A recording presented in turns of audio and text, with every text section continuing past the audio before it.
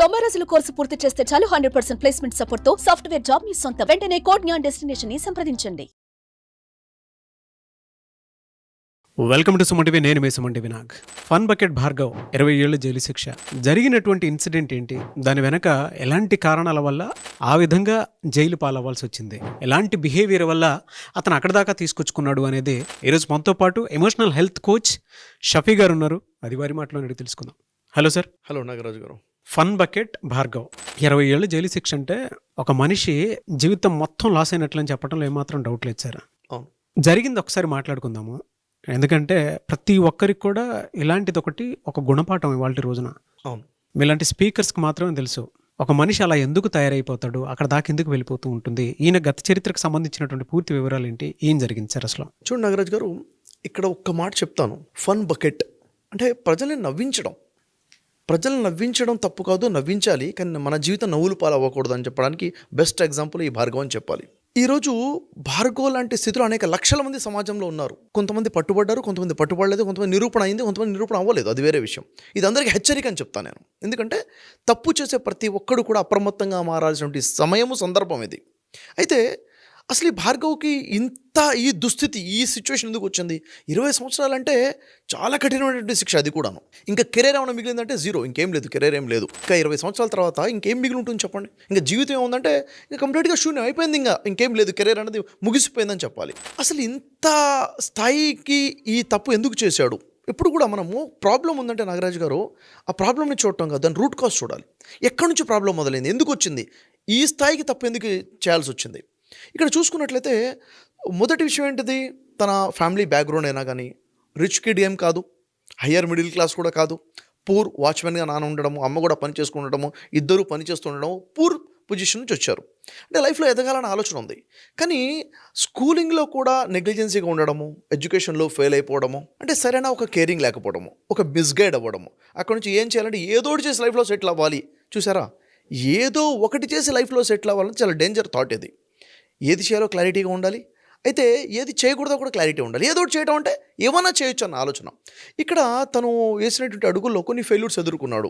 Movie ఫీల్డ్లోకి రావడము, యాక్టింగ్లోకి రావడము, అది నిలబడకపోవడము, వెనక్కి వెళ్ళిపోవడము, చివరికి ఎక్కడో దగ్గర క్యారెక్టర్ ఆర్టిస్టులని అందించే విధంగా మూవీస్కి ప్రయత్నం చేయడము, అక్కడ అయినటువంటి పరిచయాలు. ఓవరాల్గా తనకు కావాల్సింది ఏంటంటే, నేను ఎవరిని బ్లఫ్ చేస్తున్నాను అన్నది సెకండరీ, నేనేం చేస్తున్నాను సెకండరీ, నాకు కావాల్సింది నేమ్, ఫేమ్ అండ్ మనీ, ఇది కావాలి అన్న మైండ్ సెట్లోకి మానవుడు ఎప్పుడైతే వచ్చాడో తప్పుల మీద తప్పులు చేసుకుంటూ తను తప్పు చేస్తున్న ఆలోచన మర్చిపోతాడు. అయితే మనిషి ఫేమ్ రావాలి, డబ్బు సంపాదించాలి, పేరు సంపాదించుకోవాలి, కానీ ఏ విధంగా అన్నది ఒక క్లారిటీ ఉండాలి కదా. ఒక క్లారిటీ లేకపోతే మిస్ అయిపోతుంది. అయితే ఇక్కడ ఈరోజు ఇంత పెద్ద శిక్ష పడింది. దీని వెనక మాట్లాడితే కొన్ని వీడియోస్ మనకు అందుబాటులో ఉంటాయి సోషల్ మీడియాలో. భార్గవ్ వాళ్ళ ఫ్రెండ్స్ మాట్లాడుతున్నారు. ఎవరు ఇప్పుడు ఇతను ఎప్పుడైతే వీడియోస్ తయారు చేసి మార్కెట్లోకి వచ్చాడో, టిక్ టాక్ వీడియోస్ చేశాడో, ఇతను కొంతమంది టీంని ఫామ్ చేసుకున్నాడు, కొంతమంది ఫ్రెండ్స్ని ఫామ్ చేసుకున్నాడు. అయితే మంచిగా టీం ఫామ్ అయిపోయిన తర్వాత దాంట్లో నుంచి ముఖ్యమైన వ్యక్తుల్ని తీసేయడం జరిగింది టీంలోంచి. నువ్వు ఈ ప్లాట్ఫామ్లో వద్దు, వెళ్ళిపోమని చెప్పేసి. ఒక వ్యక్తిని తీసేస్తే ఒక వ్యక్తితో సమస్య ఉందనుకోవాలి, ఒక వ్యక్తినే కాకుండా టీంని తీసేయడం జరిగింది. వాళ్ళు చెప్తున్న విషయం ఏంటంటే, మేము ఎందుకు తనతో లేము అంటే మమ్మల్ని తనే తీసేశాడు, వద్దని వెళ్ళి పంపించేశాడు, తన బిహేవియర్ మాకు కూడా నచ్చలేదు, ఈగోయిస్టిక్గా ఉన్నాడు, అటిట్యూడ్గా బిహేవ్ చేస్తున్నాడు మొదటిది. అయితే మాకు కూడా నచ్చలేదు తన బిహేవియరు, తను మాటికి కొత్త వాళ్ళని ఇన్వాల్వ్ చేసుకోవడము, వాళ్ళతో అమ్మాయిలతో కానీ అబ్బాయిలతో కానీ తన యొక్క బిహేవియర్ కూడా మాకు నచ్చలేదని చెప్పేసి అండర్లైన్ చేస్తున్నాడు. అంటే చాలా విషయాలు ఓపెన్గా మాట్లాడకపోవచ్చు, కానీ మనకు అర్థమవుతున్న విషయం ఏంటంటే, ఒక వ్యక్తికి ఒక పేరు వచ్చిన తర్వాత, కొంచెం డబ్బు వచ్చిన తర్వాత అతనిలో ఈగో వచ్చింది, తను చేసే తప్పులు బహిరంగంగా ధైర్యంగా చేయడం మొదలుపెట్టాడు. ఆ టైంలో ప్రశ్నించేవాడు నా ఎదురుగా ఉండకూడదు. ప్రశ్నించేవాడు, నేను తప్పు చేస్తున్నాను ఏంటని ప్రశ్నించేవాడు అంటే నా దగ్గర ఉండదు, అని తీసేస్తాను. అంటే నేను ఒకటి సమాధానం చెప్పుకోవాల్సిన పరిస్థితి ఉండకూడదు, నేను ఎవరికి జవాబుదారిని కాదన్న ఫీలింగ్ ఒకటి. అంటే ఎమోషన్స్ అన్హెల్త్ వచ్చేసింది, సైకలాజికల్గా హెల్త్ కూడా కోల్పోయాడు. ఎందుకు ఈ మాట చెప్తున్నానంటే, ఆ భార్గవ్ ఒకసారి ఆ బ్లేడ్తో చేయి కోసేసుకొని బ్లీడ్ అయ్యే విధంగా కూడా వీడియో పెట్టేసి, ఇంత పెద్ద డిప్రెషన్లో ఉన్నప్పుడు ఫ్రెండ్స్ ఎందుకు వదిలిపెట్టిపోయారని ఫ్రెండ్స్ని క్వశ్చన్ చేశారు. ఫ్రెండ్స్ సమాధానం ఏం చెప్పారు, మీరు మొదటిసారి చూస్తున్నారేమో చేయి కోసుకోవడము, మేము చాలాసార్లు చూసాము, రోజు భోజనం చేయడం ఎలా మనకు అలవాటు, వాడి చేతులు కోసుకోవడం అంత అలవాటు అని చెప్పారు.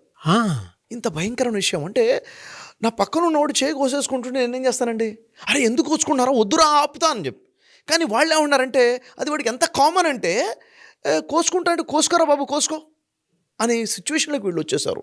అంటే ఒక అమ్మాయితో పరిచయం అవ్వడం, అమ్మాయిని ఫ్లాట్ చేసే ప్రయత్నం చేయడము, అమ్మాయి నో చెబితే ఈ విధంగా బిహేవ్ చేయడం, అమ్మాయి దూరం అయిపోతే ఈ విధంగా బిహేవ్ చేయడం. చూడండి ఇక్కడ ఏమవుతుందంటే నాగరాజు గారు, ఒక స్థాయికి వచ్చిన తర్వాత కొంతమంది ఆలోచన ఎలా ఉంటాయంటే నాకు ఏది కావాలంటే ఇది కావాల్సిందే, అది పొజిషనా, అవకాశమా, అమ్మాయి ఏదైనా ఇది కావాలంటే నాకు కావాల్సిందే, దానికోసం నేను భయపెట్టానో సాధిస్తాను, లేకపోతే బతిమలాడుకుంటాను, లేదనుకుంటే బ్లాక్మెయిల్ చేస్తాను, లేకపోతే నన్ను నేను హింసించుకునైనా కానీ సెంటిమెంటల్గా మేము లొంగ తీసుకుంటాను. ఇలాంటి రకరకాల ఆలోచనలు ఉంటాయి. అంటే ఇలాంటి బిహేవియర్ భార్గవ్లో ఉంది అని సాక్ష్యం చెప్పిన ఫ్రెండ్స్ దగ్గరగా ఉన్న వాళ్ళే చెప్పారు. నిజంగా చెప్పాలంటే ఇది ఒక రకమైన సైకలాజికల్ డిసీజ్ అని చెప్తాను నేను.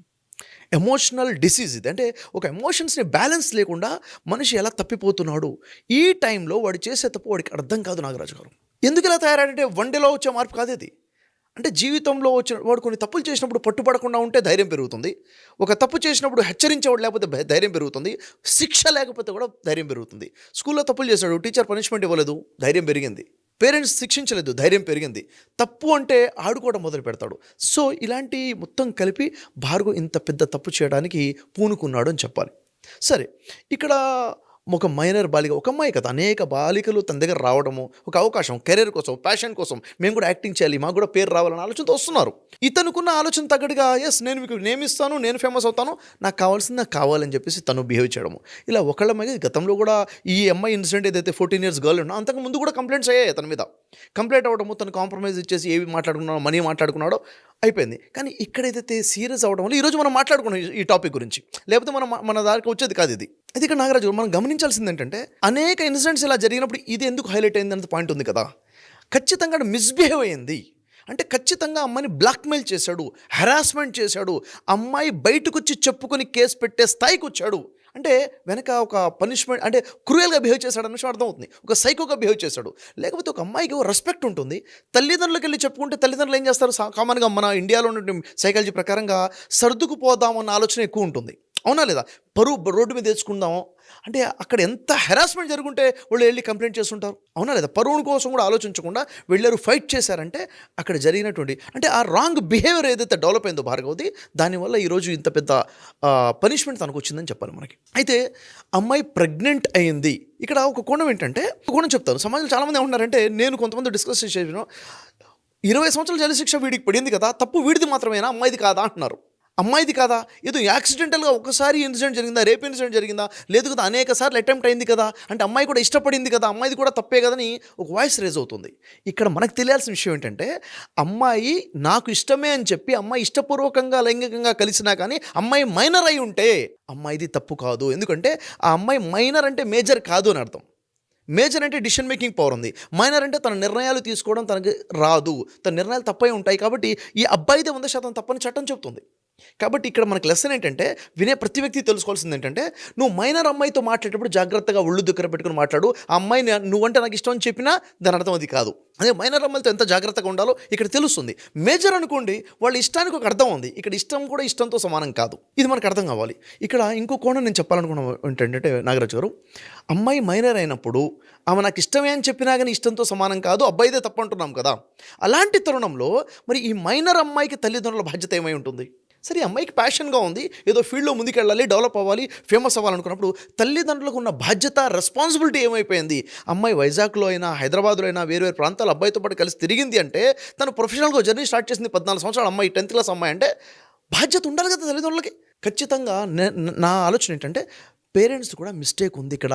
అంటే వాళ్ళు తీసుకోవాల్సినటువంటి తగిన జాగ్రత్తలు అమ్మాయి రక్షణ గురించి తీసుకోలేదు కాబట్టి ఇంత పెద్ద పొరపాటు జరిగింది. అమ్మాయి రాంగ్ డిసిషన్ తీసుకుంది, అమ్మాయి రాంగ్ డిసిషన్ తీసుకునే అవకాశం ఉంది, మైనర్ కదా, అంత స్వేచ్ఛ ఇవ్వకూడదు కదా అనేది పేరెంట్స్ కూడా ఆలోచించారు. ఎందుకంటే ఈరోజు సమాజంలో చాలామంది పేరెంట్స్ గుడ్డిగా జీవితం గడుపుతున్నారు, పేరెంటింగ్ తెలియక ఇలాంటి తప్పులు చేస్తున్నారు. కాబట్టి ఈ విషయంలో అప్రమత్తంగా ఉండాలి. ఇది ఒక ఎగ్జాంపుల్ మన కోసము. సో ఇక్కడ భార్గవ విషయంలోకి వస్తే ఇంకో విషయం ఏంటంటే, ఎందుకు ఇంతగా తెగించాడంటే తప్పులు తడక ఇది. ఇంకా మనిషి ఇలాంటి తప్పు ఎందుకు చేస్తాడంటే భయం లేకని చెప్తాను నాగరాజు గారు. ఈరోజు భార్గవ్తో మాట్లాడితే జైలుకి వెళ్ళిన కొన్ని రోజుల తర్వాత తప్పు చేశాను రా బాబు, ఇలాంటి తప్పు ఇంకెవరూ చేయొద్దని తనే చెప్పడం మొదలు పెడతాడు. తనే ఇన్స్పిరేషన్గా మారుతాడు 10 మందికి. ఎందుకు? అక్కడున్న భయం తెలిసింది. ఆ జైలు శిక్ష కాదు, కఠినమైన శిక్షలు అక్కడ. మరి జైల్లో శిక్షల్లో కూడా రకరకాల శిక్షలు ఉన్నాయి కదా. అక్కడ జైల్లో ఉండి కూడా పనులు చేసుకోవచ్చు, జైల్లో ఉండి కూడా పండగకి ఇంటికి వెళ్తానంటే, ఇంట్లో పెళ్ళి ఉందంటే ఇంటికి వెళ్తానంటే పంపించే పర్మిషన్ ఉన్న శిక్షలు ఉన్నాయి, కఠిన శిక్షలు కూడా ఉన్నాయి.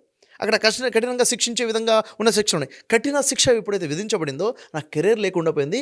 క్షణిక ఆనందం కోసం, చిన్న ఆనందం కోసం లైఫ్ మొత్తం లాస్ అయిపోయాను అన్న విషయం రియలైజేషన్ ఎప్పుడు వచ్చింది? చట్టం కళ్ళ ముందు కనబడ్డ తర్వాత. ఈరోజు చట్టం యొక్క అవగాహన ప్రజలకు రావాల్సిన అవసరం కూడా ఉంది నాగరాజు గారు. ఎందుకంటే నేను చేసేసా, నాకు తెలియదు ఇంత పెద్ద తప్పని. ఇదేంటంటే చట్టం యొక్క అవగాహన కల్పించాలి ఇలాంటి సిచ్యువేషన్స్లో. ఓవరాల్ ఏంటంటే మనిషి యొక్క ఎమోషనల్ హెల్త్ అనేది వెరీ ఇంపార్టెంట్. ఇప్పుడు నాకు ఒక కోరిక కలిగింది, దాన్ని కంట్రోల్ చేసుకోగలగాలి. ఎప్పుడు కంట్రోల్ చేసుకుంటాను? దీని పర్యవసానం ఏంటో చూడాలి.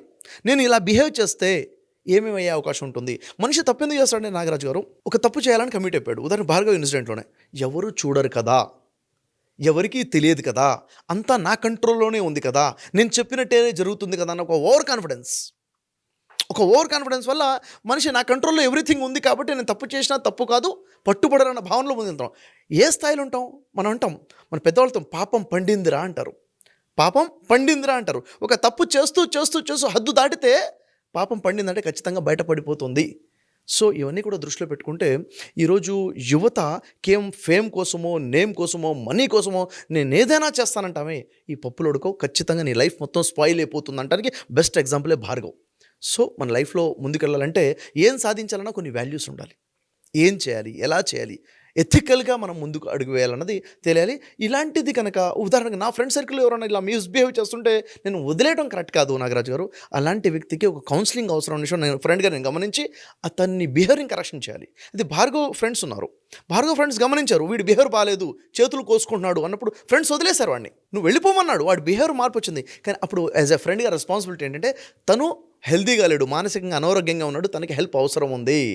తను భయపెట్టించో, పెద్దవాళ్ళతో చెప్పించో, కూర్చోబెట్టి జీవితం గురించి చెప్పాలి. నువ్వు చేస్తున్న తప్పురా, నువ్వు ఇలా చేస్తే చట్టంగా ఇలా నష్టపోతావు, మానసికంగా ఇలా నష్టపోతావు, కెరీర్లో ఇలా నష్టపోతావు అని ఒక థెరపీ ఇప్పించాలి. కౌన్సిలింగ్ చేయాల్సిన అవసరం అయితే ఖచ్చితంగా పేరెంట్స్ది ఉంది, ఫ్రెండ్స్ది కూడా ఉంది. సమాజం సోషల్ రెస్పాన్సిబిలిటీ అంటాను నేను. అది ఎలా సార్ అంటే జనరల్గా అడుగుతూ ఉన్నాను, ఇటువంటి సిచ్యువేషన్స్లో పిల్లలు ఈ వాతావరణంలో పెరుగుతున్నారంటే చాలా భయాందోళనగా ఉంటుంది. అవును, అటువంటి వాళ్ళకి పర్సనల్గా మీ దగ్గర ఆన్లైన్ కోర్సెస్ ఏమైనా ఉన్నాయా? ఉన్నాయి నాగరాజు గారు. ఇప్పుడు విషయం ఏంటంటే ఓవరాల్గా ఇక్కడ ఒక పాయింట్ చెప్తాను. ఒక మనిషి గ్రోత్ అవ్వాలంటే ఏం కావాలంటారు? నాలెడ్జ్ కావాలి, లేక స్కిల్స్ కావాలంటారు. నేనంటాను కాదు, నాలెడ్జ్ స్కిల్స్ కాదు, లైఫ్ స్కిల్స్ కావాలంటాను నేను. అంటే మనిషి యొక్క బిహేవియర్ కావాలి. ఈ లైఫ్ స్కిల్స్ని డిజైన్ చేస్తేనే మనిషిని డిజైన్ చేయొచ్చు. అందుకే లైఫ్ స్కిల్స్ గురించి మన దగ్గర అద్భుతమైన ఆన్లైన్ కోర్సెస్ ఉన్నాయి నాగరాజు గారు. దీనికి ఏంటంటే 12 hours ఒక వర్క్షాప్ డిజైన్ చేశాను. ఎందుకంటే పేరెంట్స్ చెప్పని చాలా విషయాలు, స్కూల్లో టీచర్స్ చెప్పినట్టు అనేక విషయాలు ఉన్నాయి, పిల్లల జీవితానికి తెలియాల్సినటువంటి వాటి మీద డిజైన్ చేశాము. ఇవి ప్రతి పేరెంట్ కూడా ఈ వర్క్షాప్ తీసుకొని పిల్లలకు చూపించాలి, వాళ్ళు కూడా చూడాలి. సో ఎవరైనా ఎన్రోల్ చేసుకోవచ్చు, ఎప్పుడైనా అప్రోచ్ అవ్వచ్చా మిమ్మల్ని? ఎస్ నాగరాజు గారు, ఇదేంటంటే ఆన్లైన్లో ఉంది, రికార్డెడ్ సెషన్. అది ఎప్పుడైనా కానీ వాళ్ళు ఈ యాక్సెస్ తీసుకోవచ్చు, ఎన్రోల్ చేసుకోవచ్చు, వాళ్ళు చూడాలి. 1-4 సార్లు ఈ వర్క్షాప్ చూడాలి. ఎందుకంటే పిల్లల జీవితానికి కావాల్సింది లైఫ్ స్కిల్స్ కాబట్టి దానికోసం ఆ లైఫ్ స్కిల్సే భార్గవ్ లాంటి వ్యక్తి చేతుల్లో ఉంటే ఫ్యూచర్ ఎలా ఉండేదంటే నాగరాజు గారు, తనకున్న స్కిల్స్కి, తనకున్న టాలెంట్కి కరెక్ట్గా లైఫ్ స్కిల్స్, పాజిటివ్గా ఎమోషనల్ హెల్త్ ఉంటే తను స్టార్గా ఎదిగేవాడు. ఈరోజు ఏమైపోయి జైల్లోకి వెళ్ళిపోయాడు. ఏం లేకపోవడం వల్ల? స్కిల్స్ లేకపోవడం వల్ల కాదు, నాలెడ్జ్ లేకపోవడం వల్ల కాదు, లైఫ్ స్కిల్స్ లేకపోవడం వల్ల, ఎమోషనల్ హెల్త్ లేకపోవడం వల్ల. అది మన పిల్లల జీవితంలో జరగకుండా ఉండాలంటే ఇలాంటి కోర్సెస్ ఖచ్చితంగా యూజ్ అవుతాయి మనకి. Yes, thank you so much Shafi garu. Thank you అండి.